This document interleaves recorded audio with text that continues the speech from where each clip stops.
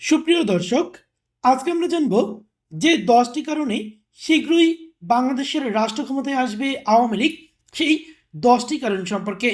তো আপনারা জানেন, ইতিমধ্যেই কিন্তু সাবেক প্রধানমন্ত্রী এবং আওয়ামী লীগ সভানেত্রী জননেত্রী শেখ হাসিনা ইতিমধ্যেই ভারতের একটি গণমাধ্যমের কাছে বলেছেন বা ঘোষণা দিয়েছেন যে 6 মাসের মধ্যেই তার দল আওয়ামী লীগ শীঘ্রই বাংলাদেশে ফিরে আসবে এবং তিনিও মাথা উঁচু করে বাংলাদেশে ফিরে আসবে।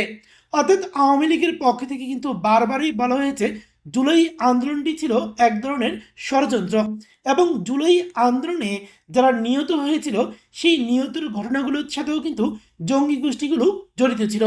অর্থাৎ লাশের রাজনীতির সবচেয়ে উৎকৃষ্ট বা নিকৃষ্ট উদাহরণ ছিল এই জুলাই আন্দোলন। এবং জুলাই আন্দোলন যে একটি পরিকল্পিত ষড়যন্ত্র ছিল সেই কথা শুধুমাত্র আওয়ামী লীগই বলছে না, এই কথা কিন্তু স্বয়ং ডক্টর ইউনূস জাতিসংঘের মঞ্চে দাঁড়িয়ে কিন্তু তিনি এই আন্দোলনকে একটি মেটিকুলাস ডিজাইন হিসেবে তিনি কিন্তু এটাকে উল্লেখ করেছিলেন।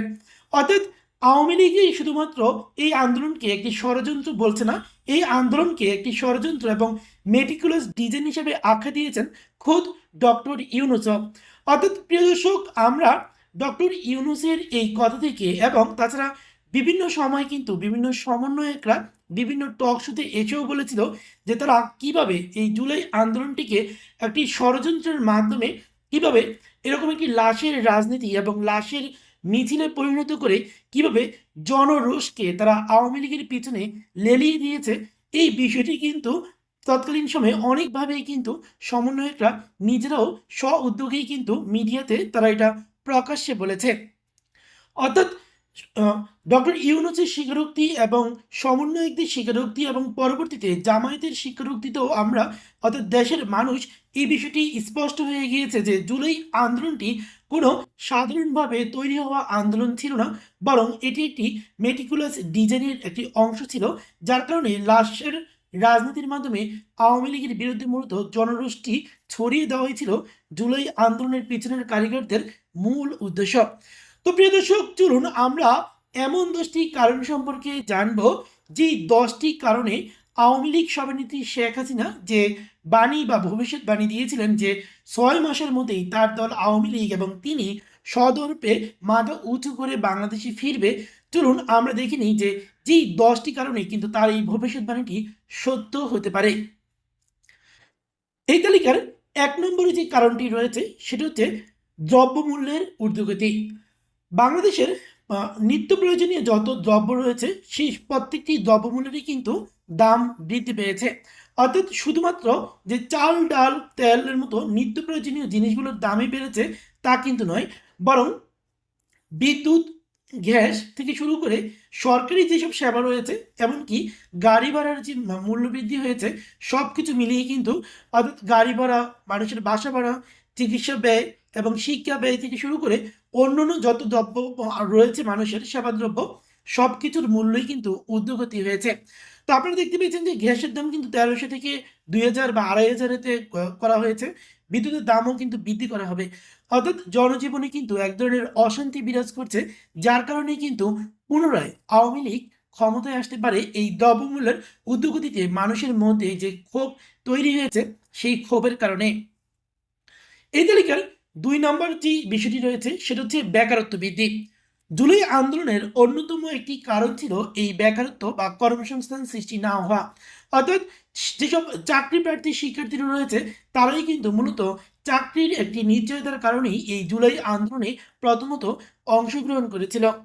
কিন্তু জুলাই আন্দোলন বা 5ই আগস্ট পরবর্তী সময়ে যে সমস্ত সরকার বাংলাদেশের রাষ্ট্র ক্ষমতায় এসেছে তারা কেউই কিন্তু বাংলাদেশের তরুণ সমাজের জন্য কর্মসংস্থান সৃষ্টিতে কোনো রকম উদ্যোগই নেয়নি, বরং শেখ হাসিনার বিদায়ের পর বা 5ই আগস্টের পর থেকে বাংলাদেশের কর্মসংস্থান আরও বেশি সংকুচিত হয়েছে এবং বাংলাদেশের বেকারত্বের সংখ্যাও কিন্তু আরও অনেক বেশি বৃদ্ধি পেয়েছে।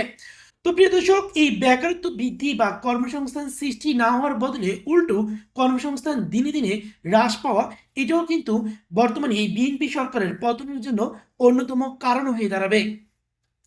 এই তালিকার 3 নম্বর স্থানে অবস্থান করছে দুর্বল আইন শৃঙ্খলা ব্যবস্থা। তো আপনারা জানেন যে বাংলাদেশের বর্তমানে যে আইন শৃঙ্খলা পরিস্থিতি সেটা খুবই দুর্বল। অর্থাৎ শেখ হাসিনার সময় যে শক্তিশালী একটি আইন শৃঙ্খলা রক্ষাকারী বাহিনী ছিল, সেই শক্তিশালী একটি বাহিনী কিন্তু বর্তমানে আমরা দেখতে পাই না। খুবই দুর্বল একটি আইন শৃঙ্খলা রক্ষাকারী বাহিনী, যে পুলিশ খুব সহজেই কিন্তু যেকোনো জায়গা থেকে পালিয়ে যাচ্ছে এবং কোনো জায়গাতেই কিন্তু খুব বেশি শক্ত অ্যাকশন নিতে পারে না, এবং বিভিন্ন জায়গায় বিভিন্ন মবের ঘটনা, আগুন লাগানোর ঘটনা, বিভিন্ন রকমের লোমহর্ষক ঘটনা কিন্তু ঘটছে। এক্ষেত্রে পুলিশ একদমই নীরব থাকছে এবং নিজের দুর্বলতাটা প্রকাশ করছে। অর্থাৎ আইন শৃঙ্খলার যে দুর্বলতা এবং আইন শৃঙ্খলা বাহিনীর যে নীরবতা, এসবের কারণেও কিন্তু দেশের আইন শৃঙ্খলা পরিস্থিতি খুবই খারাপ হচ্ছে এবং বাংলাদেশের মানুষের মধ্যে এক ধরনের আইন শৃঙ্খলার যে অনিরাপত্তার যে বোধ, সেটা কিন্তু সৃষ্টি হচ্ছে এবং ক্ষোভের জন্ম নিচ্ছে। এই তালিকার ৪ নম্বর স্থানে যে বিষয়টি রয়েছে সেটা হচ্ছে ভুয়া নির্বাচন। আমরা জানি ২০২৬ সালের ১২ই ফেব্রুয়ারিতে যে নির্বাচনটি হয়েছে, সেই নির্বাচন ছিল একটি পরিকল্পিত এবং আগে থেকেই সাজানো। অর্থাৎ জামায়াত সমর্থিতদের ৮০টি আসন এবং বিএনপি স্বতন্ত্রদের ২২০টি আসন। অর্থাৎ বিএনপি এবং বিএনপি স্বতন্ত্রদের মিলিয়ে প্রায় ২২০টি দেওয়া হয়েছে এবং জামায়াত, এনসিপি এবং জামায়াত সংশ্লিষ্টদেরকে ৮০টির মতো আসন দেওয়া হয়েছে।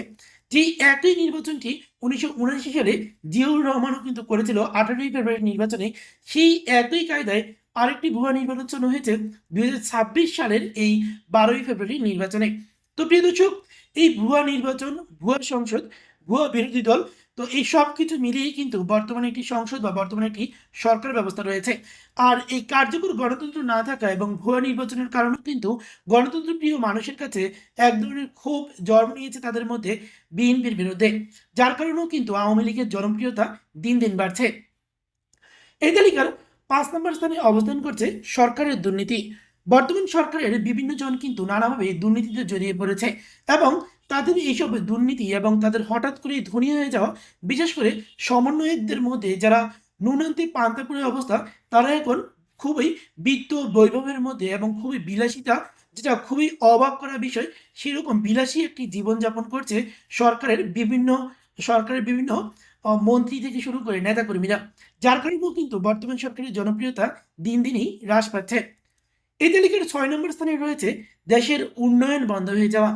বিএনপি সরকার এবং অন্তর্বর্তী সরকারের সবচেয়ে বড় বৈশিষ্ট্য হচ্ছে তারা ক্ষমতায় এসেই বাংলাদেশের সমস্ত উন্নয়ন কাজ বন্ধ করে দিয়েছে। অর্থাৎ শেখ হাসিনার সময় বাংলাদেশের উন্নয়নের যে একটা অগ্রগতি ছিল, সেই অগ্রগতি টোটালি ঝিরুতে নামিয়ে নেওয়া হয়েছে ডক্টর ইউনূস এবং বর্তমান সরকারের আমলে। অর্থাৎ বর্তমানে দেশের কোনো উন্নয়ন কাজই হচ্ছে না এবং সমস্ত কাজ কিন্তু বন্ধ করে রেখেছে, যার কারণে কিন্তু পুনরায় মানুষের মধ্যে আওয়ামী লীগের প্রতি ভালোবাসা জন্ম নিচ্ছে। এই তালিকার ৭ নম্বর স্থানে যে বিষয়টি রয়েছে সেটা হচ্ছে মুক্তিযুদ্ধকে অস্বীকার করা। বিএনপি এবং অন্তর্বর্তীকালীন সরকার টোটালি এই গত ২টা বছরে কিন্তু মুক্তিযুদ্ধকে অস্বীকার করার একটি রাজনীতি শুরু হয়েছে এবং যে কোনো ক্ষেত্রে মুক্তিযুদ্ধ, অর্থাৎ ১৬ই ডিসেম্বর থেকে শুরু করে ৭ই মার্চ, ১৬ই ডিসেম্বর, ২৬শে মার্চ থেকে শুরু করে মুক্তিযুদ্ধের সকল দিবসকে কিন্তু এক প্রকার অস্বীকার করা হচ্ছে এবং এড়িয়ে যাওয়া হচ্ছে। এই তালিকার ৮ নম্বর স্থানে অবস্থান করছে জুলাইয়ের প্রতি ঘৃণা বৃদ্ধি। জুলাই নিয়ে প্রচণ্ড পরিমাণে ব্যবসা শুরু হওয়ার কারণে, অর্থাৎ জুলাই নিয়ে যে একটি ব্যবসা শুরু করা হয়েছে এবং জুলাইকে কেন্দ্র করে অনেকেই ধনী হয়ে যাচ্ছে, যার কারণে কিন্তু জুলাইয়ের প্রতি মানুষের এক ধরনের ঘৃণা বৃদ্ধি পাচ্ছে। আর জুলাইয়ের প্রতি এই ঘৃণা বৃদ্ধির কারণেও কিন্তু পুনরায় মানুষ আওয়ামী লীগের প্রতি সহানুভূতিশীল হয়ে যাচ্ছে এবং আওয়ামী লীগ ও শেখ হাসিনার জনপ্রিয়তা বৃদ্ধি পাচ্ছে। তো প্রিয় দর্শক, এই জুলাইয়ের প্রতি ঘৃণা বৃদ্ধিও কিন্তু আওয়ামী লীগ বা শেখ হাসিনার পুনরায় ক্ষমতায় আসার কারণ হতে পারে। এই তালিকার ৯ নম্বর স্থানে অবস্থান করছে বৈষম্য বৃদ্ধি। বৈষম্য বিরোধী আন্দোলনের মাধ্যমে আওয়ামী লীগ ও শেখ হাসিনা সরকারের পতন হলেও কিন্তু বাংলাদেশে বরং বৈষম্য বৃদ্ধি পেয়েছে। আর এই বৈষম্য বৃদ্ধি পাওয়ার কারণেও কিন্তু মানুষের মধ্যে এক ধরনের ক্ষোভ তৈরি হয়েছে, যার কারণে মানুষ কিন্তু বলতে শুরু করেছে আগেই ভালো ছিলাম। এই তালিকার ১০ নম্বর স্থানে যে বিষয়টি রয়েছে সেটা হচ্ছে শেখ হাসিনার জনপ্রিয়তা বৃদ্ধি। শেখ হাসিনার গত ১৫ বছর শাসনামল ছিল খুবই জনপ্রিয়তা সমৃদ্ধ। অর্থাৎ জুলাই আন্দোলন না হলে কিন্তু শেখ হাসিনার আরও ১০ থেকে ১৫ বছর ক্ষমতায় থাকতেও কোনো অসুবিধা ছিল না। মানুষ কিন্তু একরকমে শেখ হাসিনাকে মেনেই নিয়েছিল। কারণ শেখ হাসিনার সময় বাংলাদেশে যে উন্নয়ন হয়েছে তা বাংলাদেশের সব মানুষই স্বীকার করে যে শেখ হাসিনা ব্যতীত এত উন্নয়নমূলক কাজ কোনো সরকারই করতে পারবে না। অর্থাৎ শেখ হাসিনা মানুষের জন্য কাজ করে গেছেন, দেশের জন্য কাজ করে গেছেন এবং শেখ হাসিনা যা যা করে গেছেন এই দেশের জন্য তার সুফল কিন্তু বাংলাদেশের প্রতিটি মানুষ পাচ্ছে। অর্থাৎ শেখ হাসিনার রাস্তাঘাট থেকে শুরু করে শেখ হাসিনার বিদ্যুৎ, স্বাস্থ্য ব্যবস্থা, শিক্ষা ব্যবস্থা সমস্ত কিছুর সুবিধাভোগী কিন্তু বাংলাদেশের প্রতিটি জনগণ। যার কারণে বাংলাদেশের গরিব ও অসহায় মানুষরা এখনো কিন্তু শেখ হাসিনাকেই ভালোবাসে।